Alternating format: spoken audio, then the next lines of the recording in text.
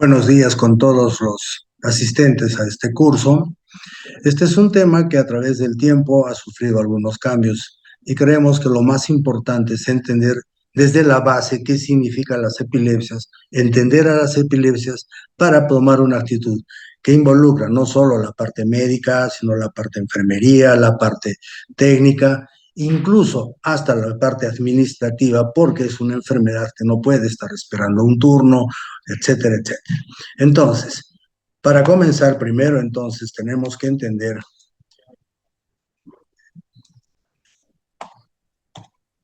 acá tienen una pintura, que es una pintura de Rafael, donde se encuentra la transfiguración de nuestro Señor Cristo. Y está dividido en dos partes. Una parte superior donde se observa a a Cristo ascendiendo, y abajo, en la parte de acá abajo y ahí con una ampliación, pueden ver lo que se describía como un niño lunático. En realidad es un paciente que tiene epilepsia, y esto se describe en los evangelios de Mateo, Marcos, perdón, y Lucas. Perdón, ha habido un problemita acá. Se me fue la pantalla.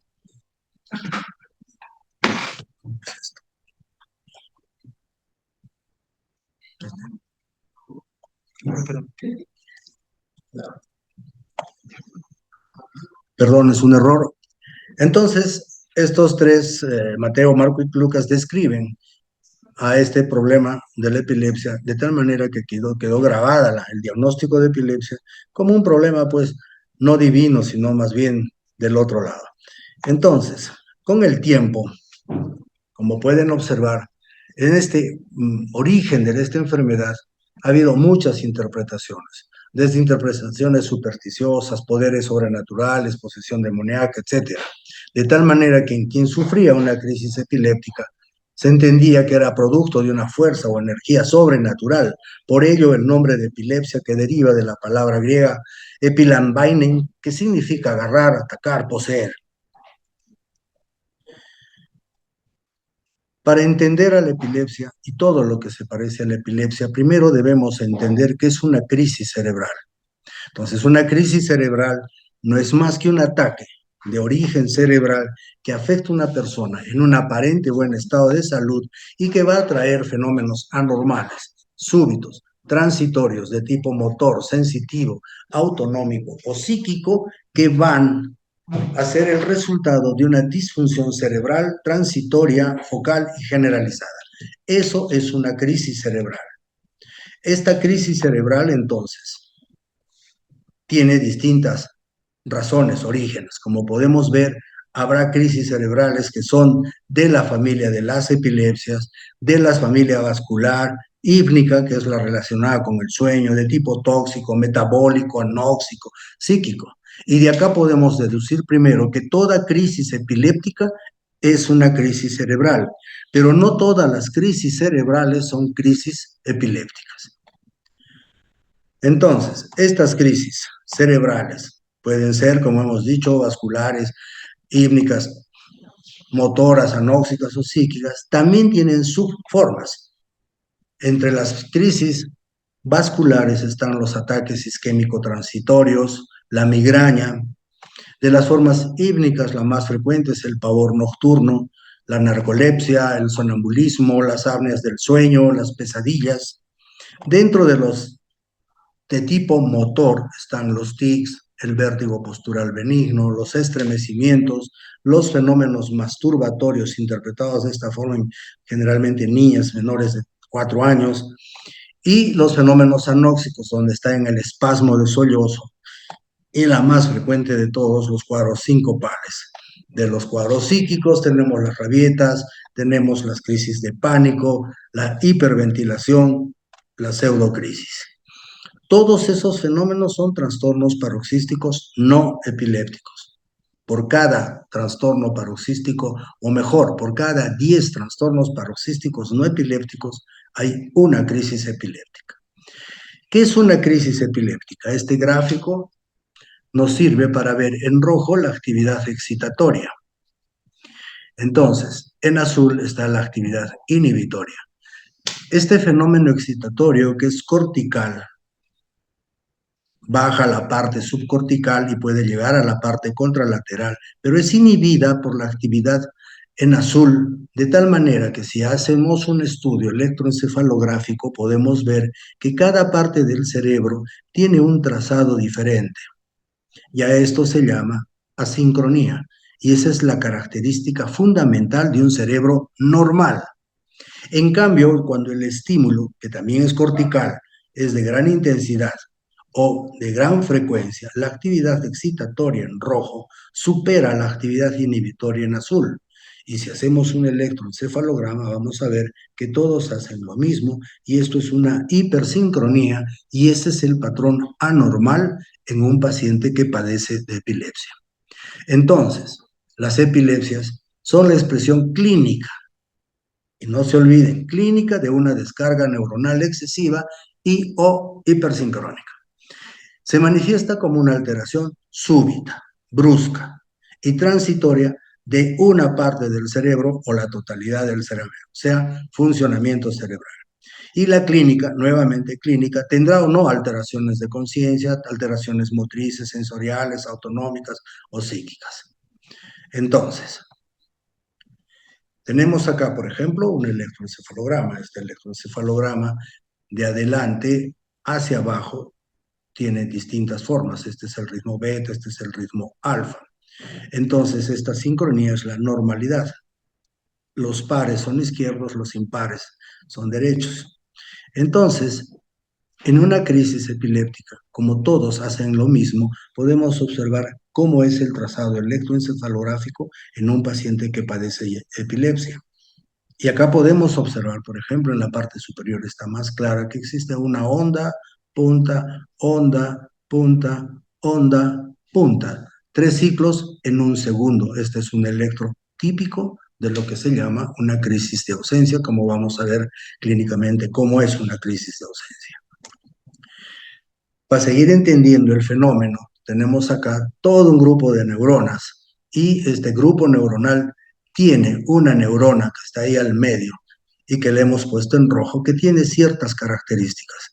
Estas características de esta neurona, que las tiene manifestaciones que se conocen como desaferentación, hiperexcitabilidad, despolarización parcial, característica de esa neurona que es la responsable de la crisis epiléptica. Alteraciones en la membrana. Estas alteraciones en la membrana, fenómenos como la hipertermia, por eso hay convulsiones febriles, las hipoxias, la hipoglicemia, la hiponatremia, la hipocalcemia, disparan la crisis epiléptica. Y otros fenómenos, como por ejemplo, etapas del sueño y la fotoestimulación que se usa en los estudios de electroencefalografía, son fenómenos propios, característicos de estas neuronas que tienen esa tendencia a hacer convulsiones. Sigamos con nuestra neurona. Esta neurona, como pueden observar, está rodeada de neuronas normales y estas normales van a limitar la actividad epiléptica de esta neurona o grupo neuronal. Pero cuando este equilibrio se pierde, la actividad de la epilepsia va a generalizar a todo el cerebro, o sea, a la corteza contralateral. Y la extensión de la crisis, es decir, la extensión de la excitación de esta neurona o este grupo neuronal epiléptico, llamémoslos, va a afectar a los centros subcorticales y talámicos, centros del tronco cerebral y médula, y van a ser los responsables de la fase tónica que observan en la crisis epiléptica cuando el paciente pone rígidas las extremidades. Se asocia a una hiperactividad del sistema autónomo, hay salivación y hay compromiso de conciencia porque obviamente se ha afectado el tronco cerebral. Seguimos con la extensión. Esta extensión, esta actividad excitatoria que tiene la neurona, se va a agotar y va a haber una inhibición de encefalocortical. Entonces se interrumpe intermitentemente la descarga convulsiva y vamos a ver un paciente que llega a una fase tónica, se pierde la fase, se relaja el músculo y nuevamente el mismo fenómeno en forma repetida y eso explica todo lo que vemos como la fase clónica, como vamos a ver después en un video. Entonces, Una de las características, por ejemplo, de las crisis epilépticas generalizadas es que esta actividad epiléptica va a tomar el hipocampo. Es toda la actividad cerebral, pero principalmente es importante el conocer que el hipocampo es la estructura neurológica que tiene que ver con la grabación de información en nuestro cerebro. Es decir, todo lo que nosotros vamos a recordar tiene que participar el hipocampo. Y si este hipocampo está alterado por la crisis epiléptica, el paciente no recuerda la crisis epiléptica cuando es una crisis generalizada.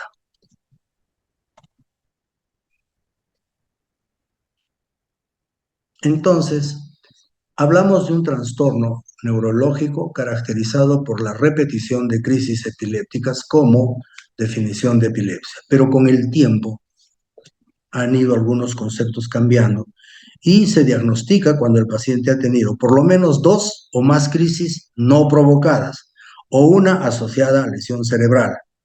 Ahorita vamos a ver que es no provocada. La crisis epiléptica única o secundarias a una agresión cerebral aguda, como es una crisis provocada, no constituyen todavía epilepsia y se acepta como sinónimo comicialidad. Esto de comicialidad tiene su historia, esto viene del tiempo de los comicios romanos. La epilepsia, las crisis interrumpían los comicios. Julio César, un emperador romano, tenía uno de los muchos que tenía epilepsia. Entonces, de ahí viene, es un término aceptado por la OMS actualmente como sinónimo de lo que es epilepsia. Acá tenemos la prevalencia. Fíjense la prevalencia a nivel de distintos países.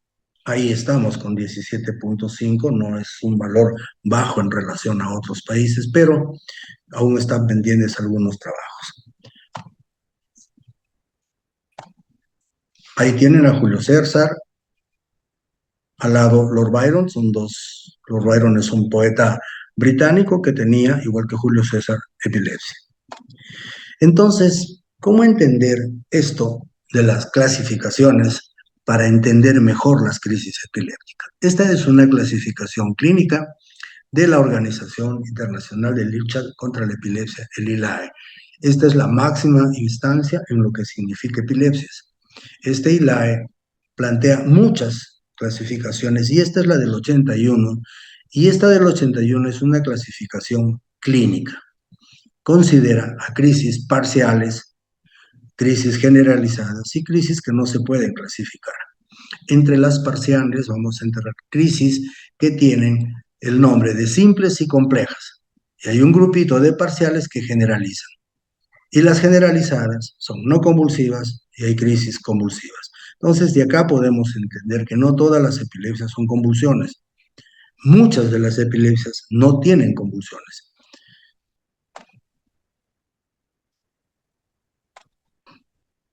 Crisis parciales.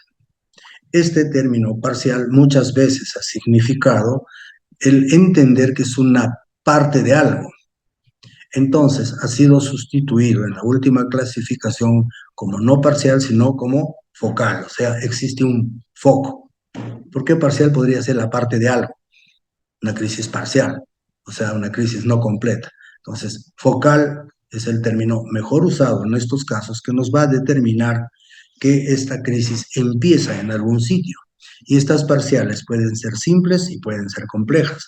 Las crisis parciales tipo simples tienen un componente, unas son con componente motor, con componente sensitivo, con componente autonómico o componente psíquico. Las crisis parciales complejas son aquellas crisis que van a tener un compromiso de la conciencia del acto que se hace. Son crisis en las cuales el paciente, por ejemplo, puede salir de la habitación, va, se lava las manos, se seca las manos y regresa y ese episodio no lo recuerda. Esa vendría a ser una actividad compleja. Las crisis generalizadas tienen un componente o una forma que sería no convulsiva y dentro de ellas están las famosas ausencias, las crisis atónicas, las crisis akinéticas y las formas convulsivas. Tenemos las tónicas, las clónicas, las tónico-clónicas y las crisis mioclónicas. Entonces, en términos generales, este vendría a ser la clasificación, pero cada uno de estos tipos tienen subtipos que no vale la pena hacer esto ahora porque son sumamente amplios y confundiríamos más nuestra exposición porque lo que queremos es que se entienda cómo son, en términos generales, pisar tranquilos cómo enfrentar a un paciente con epilepsia. Entonces, un gráfico acá de las crisis focales simples. Ya estamos usando el término focal. Acá no hay compromiso de conciencia. Como pueden ver acá en el gráfico, la zona roja es la zona motora del cerebro. Entonces, cuando esta zona va a descargar, el paciente va a presentar movimientos gestuales, movimientos clónicos en la cara, luego será en el brazo y tomará medio cuerpo. Esa vendría a ser una crisis focal motora. Pero cuando descarguen la parte posterior, ahí miren en azul es la parte sensitiva. Esta parte sensitiva también puede seguir la misma secuencia de la motora, pero sin movimiento, sino con una sensación que el paciente describe. Y en eso tenemos que ser claros. Esa descripción sensitiva que tiene el paciente debe corresponder, obviamente, a una distribución de nuestro cerebro. No puede tener un adormecimiento en la mitad de todos los dedos de la mano y del pie o cosas así. La distribución neurológica es clara y precisa para entender todas sus deficiencias. Las crisis focales simples, por ejemplo, acá tenemos crisis focales visuales. El paciente puede ver, dependiendo del área, visión de lucecitas, rayitas, puntitos, etcétera. Y cuando es en las zonas más complejas de lo que significa la función visual, va a mirar paisajes, va a mirar rostros. Cuando el área primaria de la función auditiva es afectada por las crisis epilépticas, el paciente va a escuchar zumbidos. A veces dicen es como que fuera el chorro del agua, pero cuando es en el área secundaria auditiva, el paciente va a escuchar música. En el trastorno olfativo, acá le han puesto un zorrillo, pero lo que más refiere el paciente es un olor a jeve quemado. Las crisis de tipo eh, vegetativas, el paciente va a sentir náuseas, vómitos, gustos anormales. Acá lo que más refieren es a sabor metálico. Y en estas va a haber sudoración, palidez, dolor abdominal. Todas estas son crisis focales simples y no hay compromiso de conciencia, pero muchas de estas crisis van a generalizar y lo que va a traer a la consulta, generalmente en niños, es la presencia de la crisis generalizada, la tónico-clónica. Por eso siempre debemos indagar si es que hay o no hay un fenómeno antes de la pérdida de conciencia. Si encontramos estas manifestaciones, podemos decir que es una parcial o una crisis focal simple que ha generalizado y podemos ver dónde clínicamente está el foco, el inicio de la crisis. Dos personajes que también tenían epilepsia, tienen acá a Van Gogh y al otro lado está Dostoyevsky, el mejor literato que tuvo Rusia, padecían de esta enfermedad. Entonces, acá tenemos en resumen nuevamente todas las crisis parciales simples, complejas, las no convulsivas y las crisis convulsivas. Las formas generalizadas ahora, ya no las focales o parciales. La primera, la más frecuente, es la crisis de ausencia, antiguamente llamada crisis del pequeño mal, ahora crisis de ausencia. Estas crisis de ausencia se caracterizan porque el paciente está realizando una actividad, en este caso está jugando con su pelota y queda con la mirada perdida, la pelota cae, esta actividad cesa momentáneamente, generalmente entre unos 3 a unos 15 segundos, y el electro es igualito al que ustedes han visto cuando hemos presentado la manifestación electroencefalográfica. Esta es la ausencia. Y las crisis tónico, o perdón, acá tenemos a un paciente.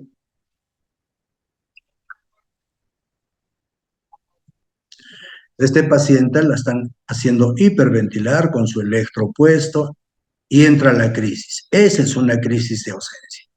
Puede ver parpadeo, como lo han visto, la duración es unos segundos, hasta que empieza a conectarse, empieza a buscar el medio ambiente, localiza, se da cuenta dónde está y ya empieza a conversar. Esa es una típica crisis de ausencia. En cambio, las tónico-clónicas generalizadas, hay una actividad de inicio que involucra a todo el cerebro. El paciente emite un grito, cae, hay incontinencia urinaria, los movimientos tónicos, como ven acá, los clónicos, y luego se sigue con trastorno del sensorio. El paciente queda generalmente en el piso o en la cama, y eso se llama la etapa post-ictal, post-crisis. Acá podemos observar una crisis generalizada. La paciente va a jugar sus casinos. Estas son imágenes autorizadas por el ILAE para docencia, con autorización obviamente del paciente. Y ahí empieza el fenómeno generalizado. Entonces, empieza la descarga epiléptica y el paciente, van observando ustedes, sus brazos empiezan a entrar en una forma rígida. Esa es la fase tónica. El paciente está totalmente, ya perdió la conciencia, está inconsciente, y el cerebro empieza a agotarse de esa parte tónica, digamos, y empieza la fase clónica, donde ya aparecen movimientos, como van a observar en la filmación. Estas crisis duran más tiempo que una crisis de ausencia. Estas eran las que antes se llamaban el gran mal. Así como existía el pequeño mal, el que han visto en un rato en la niña, que dura muy poco tiempo, estas duran más tiempo. Ya pueden observar una fase tónico-clónica. Su duración a veces es 2, 3 minutos, y después que ese cerebro se agota por esta actividad excitatoria, el paciente queda en reposo. En estas circunstancias es conveniente que sepan que lo mejor que pueden hacer es evitar que el paciente se haga daño con la crisis. Pasa la crisis, pongan al paciente de costado para que no se aspire con sus secreciones y no lo despierten, déjenle que despierte solo, probablemente despertará con dolor de cabeza, y el despertarlo después de la crisis puede traer fenómenos que el paciente, sin saber lo que está haciendo, puede pararse, salir, ser agresivo, hacerse daño, etc. Entonces, esta es una forma típica de una crisis tónico-clónica generalizada.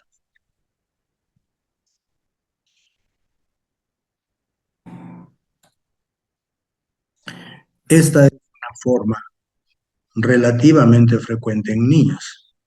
Observen otra forma de crisis generalizada. Estas son las crisis mioclónicas juveniles.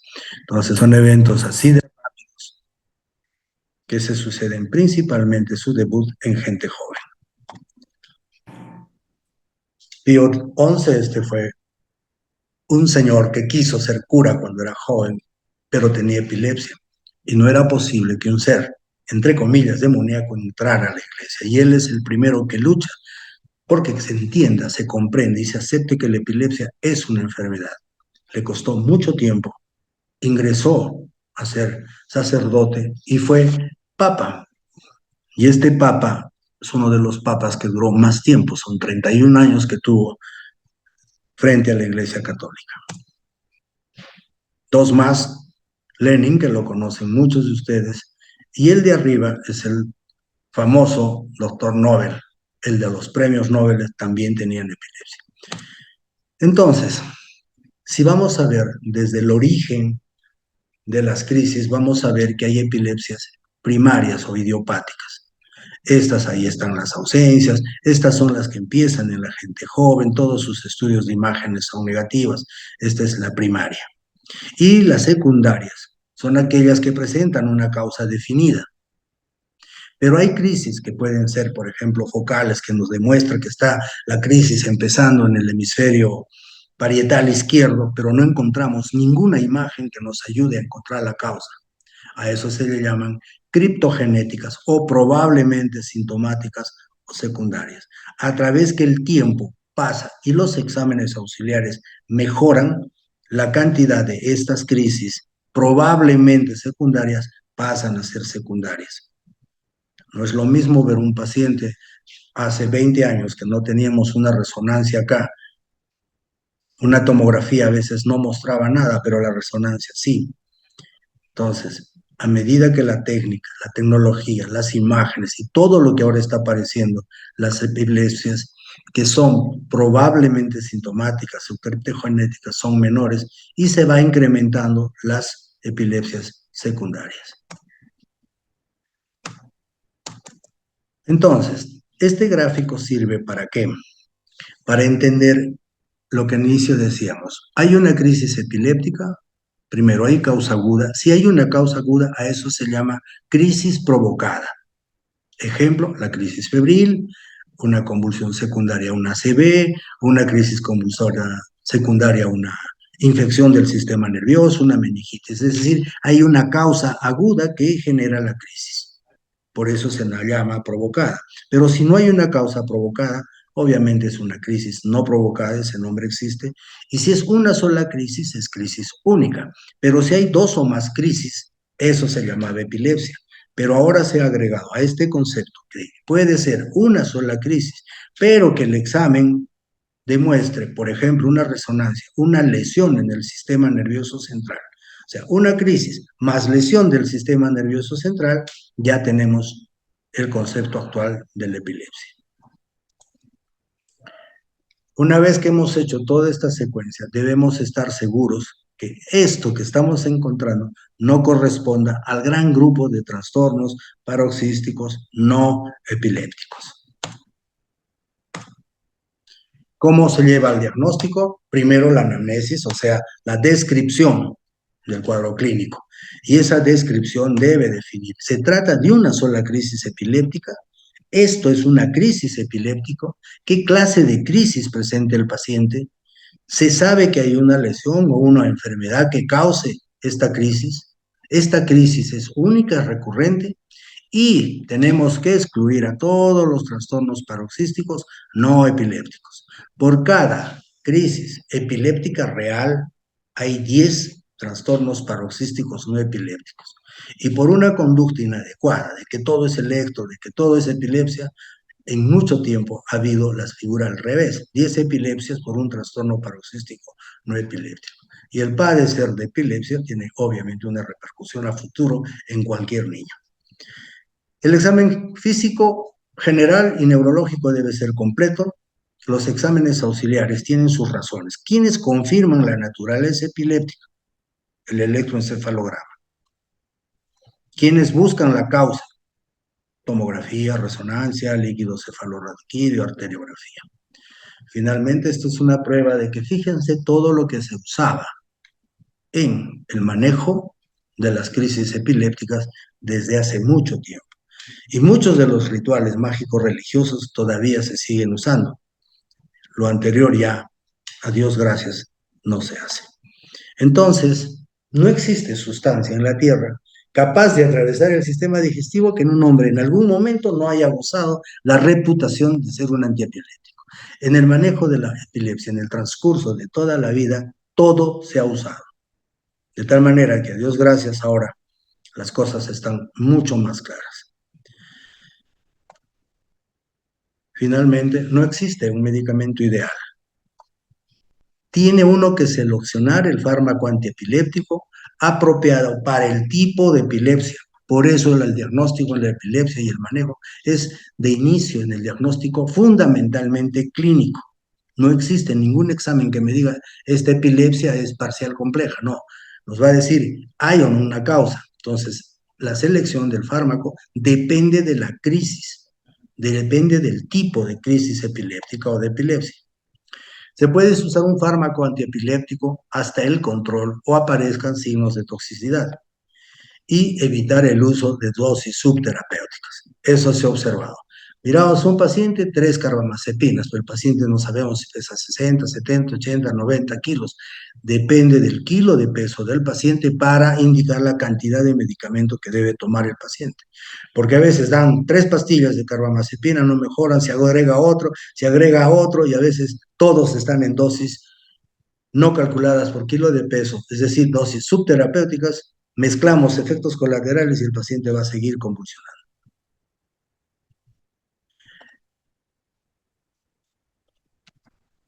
Estas son algunas recomendaciones para lo que hemos comentado. Precauciones rutinarias en la vida del paciente. Debe dormir el tiempo más adecuado para su ritmo personal. Ya han visto que los trastornos del sueño pueden ser disparadores. El paciente debe entender que debe dormir lo mejor posible, de manera ordenada, rutinaria, todos los días, si es posible, las mismas horas. No debe tomar bebidas alcohólicas, tampoco cigarros. No exceder en la ingesta de líquidos, sobre todo en mujeres en fechas cercanas a la menstruación por requerir retención hídrica, y la retención hídrica es un disparador de crisis epilépticas. Ser consciente sobre el manejo de vehículos motorizados. Es increíble la cantidad de pacientes que hemos visto que son choferes de combi y son irresponsables en su manejo de epilepsia. Debe practicar deporte, obviamente evitando los que impliquen riesgos. Es decir, no pueden estar escalando montañas ni dedicarse a la caza submarina, porque puede una crisis atentar contra su vida. Debe llevar una vida sexual y marital normal. Esto, por ejemplo, en la mayor parte de pacientes, muchos anticonvulsivantes inhiben la actividad sexual, disminuyen la libido y generan un problema marital. Y esto nunca se le pregunta al paciente y generamos problemas con la normal relación de una pareja. El embarazo requiere una vigilancia estricta. Quiere decir que antes de que la paciente se embarace, ya tiene diagnóstico de epilepsia, conversar con la paciente sobre qué debemos hacer en el caso de que quiera tener una gestación. El niño debe ser igual de tratado que sus hermanos. ¿Qué es lo que sucede? La mamá, no, mi hijito está enfermo, que yo le hago esto, que yo le hago aquello, hijito, no hagas esto. Y al final hemos criado y hemos creado una persona que no va a competir con el resto en esto que se llama la lucha por la vida. Y hay que convencer al paciente de la necesidad de tomar sus fármacos anticonvulsivantes. Muy bien, creo que ya tenemos todo el tiempo vencido. Estoy para las preguntas que ustedes deseen.